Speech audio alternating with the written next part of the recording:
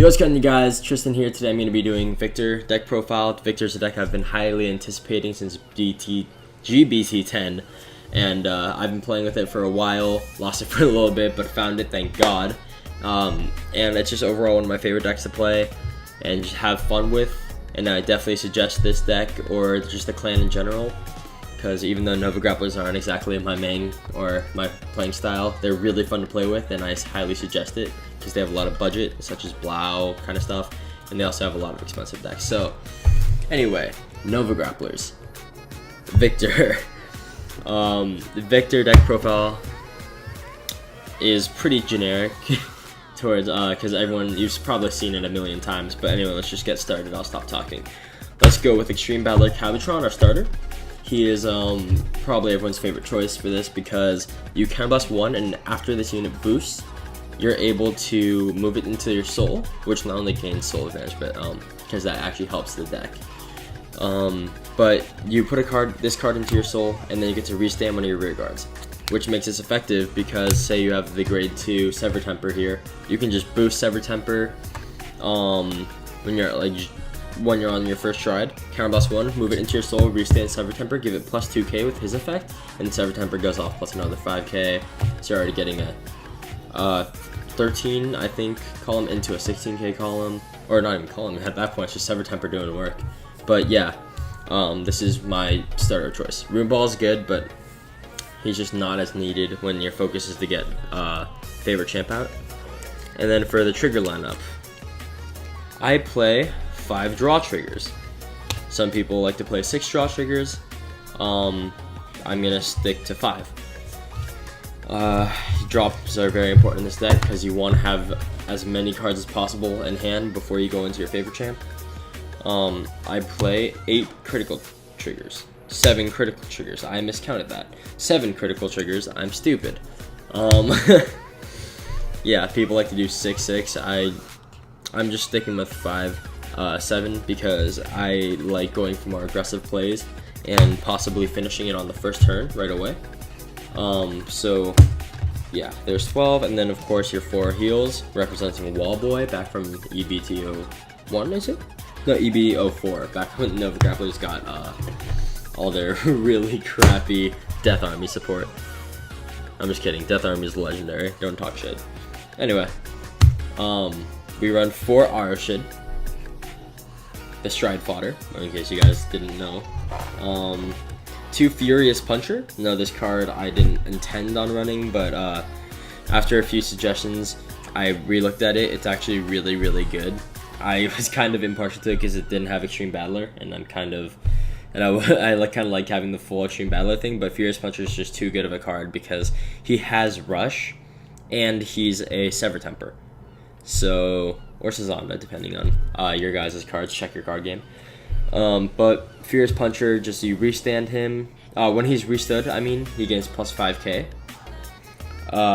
And it's until the end of the turn, not just the end of the battle. So he's going to increasingly gain power. And also, as an axe skill to combat Mega Colony, you can retire him from your rear guard and stand one of your units. It's during the main phase. So, that's a pretty interesting card mechanic that I kind of like about him. So we run him at 2. Then we run, of course, 4 Malayaki because, you know, Malayaki gives Rush. When the unit in front of him stands, you get to choose 2 units, and when they attack, they gain. When your unit in front of it restands, you target a unit, and when that unit attacks, give the other ones. Give 2 of your units plus 4k. I'm sorry, this card's extremely complicated.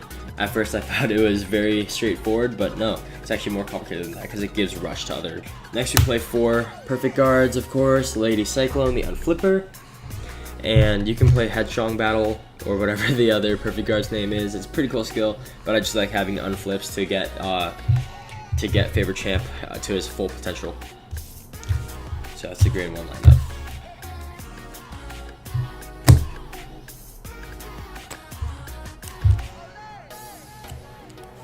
Moving on to the grade 2s, we have Extreme Battler Sever Temper, MVP, dude. Honestly, this card is so good because it's Sazanda on steroids. Speaking of Sazanda right here, we play 1 of him. So Here's the thing. Sazanda, you restand him, he gains plus 5k until the end of the battle. Sever Temper, you restand him, he gains plus 5k until the end of the turn, and if he drops you grade 3, retire one of your opponent's rear guards in the front row with equal to or less than his power, and he stacks up. So you can attack with him first, restand him, drop you grade 3. Now it's a unit in the front row with 14,000 or less, which is anything. So you can retire any unit in the front row pretty much with him, as long as you drop check a grade 3. He's a really, really good card, mandatory 4-0. Then I run 3 Arbor Rail, counter blast 1, soul blast 1, gain plus 2k, so he hits for 11k. And then when he attacks, once per turn, you get to choose one of your rested rear guards, restand it, plus 5k. Which is good for early game aggro. And then 3 Cool Hank, which is just counter blast 1 when this unit attacks. If it's boosted, keep in mind, boosted, restand one of your units, give it plus 5k. So, you know, it's pretty standard grade 2s. Now, God, I love that artwork so much. The no text, the no card flavor is so good. Anyway, sorry, allow me to stop cheesing over my own cards. We play 4 Extreme Battler Victor. Victor's skill is very simple. He has a GB2 where when he attacks, restand one of your rear guards, give it plus 5k, and he gains plus 5k, so hitting for 16, and then column. And then his stride skill is counterblast 1. When he attacks, choose one of your rear guards, stand it, give it plus 5k. Pretty good for just 1 counterblast. This is honestly one of the better cards with the This is honestly one of the better GB2s in the game. So we run 4 of him. I used to run 3, but I run 4 because I realized that you want to stride without having to ditch that many cards in your hand on your Victor's turn. And then we run 4 Excessive Battler Victor, the new Victor, where you Soul Blast 1, choose a unit with a rush, and then stand the whole column when he attacks. Both of them are really, really good. I like this one on my Vanguard circle when I just want to push for more and more power. I like this one when I have kind of weaker columns that I know can stack over time. So it's really depending on what situation you're in, but here's the thing about this deck. Regardless of which one you ride into, you're not really disadvantaged because both cards have really excellent strat skills. I just prefer to have this one on the rear guard if I had to put any card on the rear guard circle, or any grade 3 on the rear guard circle, because he does have a rear guard effect where when he stands, give your whole front row plus 2k, which is very nice to have once you get into your Victor plays, and by your 3rd attack, you're ending up with a plus 6k stack on your front row, which actually comes in handy, because the more power you build, the harder it is for your opponent to just no guard, cheese crits constantly, cheese heals. And yeah, that's the grade 3 lineup. Moving on to strides. We play 2 favorite champ Victors. Why the 2?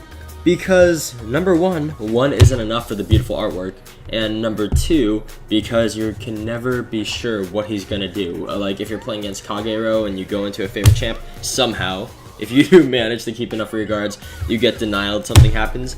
Just don't even waste your time trying to get that 3, trying to use his conditions to finish him. Just wait until next turn and try to burn down his defenses with what you currently have. Maybe use his skill once, and then next turn come in for the finishing blow.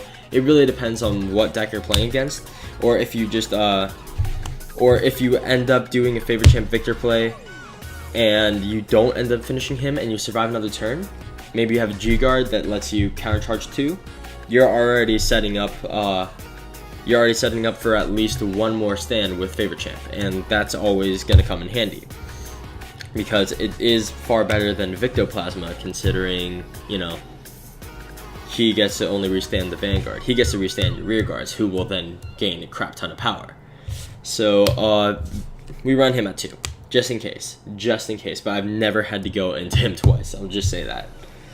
Then we're going to go with our 4 Medio Kaiser Victors. Grade 4 that I overlooked his ability so hard. I thought he was kind of garbage. I thought it was just an on-hit skill where if the attack hits, choose one of your rear guards, restand it, and then give that rear guard the ability to attack and restand plus 5k. No. This unit has an on-hit and an off-hit at GB3. So on-hit, you get to choose a unit, restand it plus 5k. That's cool. At GB3, you get to just, when you attack, restanding at plus 5k, so you have the potential to stand 2 units given plus 5k each. Now that makes this so much of a better card because it's a no cost card. This is your first stride and your second if you don't get to your Victor play right away. And I mean, for me, I'm very rush based, so I go into Victor's second stride. But holy crap, dude, this card is good enough on its own to just stall out and just absolutely destroy. I've won games with him on his first stride, like, and they've had large hands too. This guy's just really good. Now, Victoplasma. I'm probably gonna run a fourth. I don't know why I only have 3. I think my friend borrowed one. But anyway, 4 Victoplasmas, because Link Joker exists. And they can't lock your Vanguard unless you're playing Deleters, but honestly, your rearguard should have an easy enough a time against Deleters. Their defenses kind of suck. But anyway, Victoplasma, very simple. The restander, counterblast 2. After the battle that this unit attacks, you can counterblast 2, discard 2, restand him. And by the way, both times he only has Twin Drive. Don't forget that. Don't draw 3 cards because you aren't going to end up plussing off of him at all. But it's just to get an extra attack in, 26,000. Yeah, so he's alright. Then I played 2 Righteous Superhuman Blue Prisons and 1 Unior. You guys can add in whatever other G guards you want. Dismal's very, very good in this deck. It's just that my friends always borrow my cards, so I would also suggest a Dismal, a Seabreeze. But I mean, the main thing is just to protect all your rear guards from any burn effects or retiring effects, because the main issue with this deck that leads it to losing is lack of rear guards, because then you've lost your resources and therefore you lost your win condition. So keep your rear guards in the field, maintain a solid hand, and he will Shrek anything, and I mean anything. So I hope you guys did enjoy the deck profile. If you guys do want to see this deck in live games, please let me know. I'll be happy to wreck some face with this deck. And also, if you guys want to see a video with just strategies on how to use this deck and how to use this build, also comment that down below so I can know, and I will get that out to you as soon as possible. Thank you guys for watching. Talk to you guys later. Peace.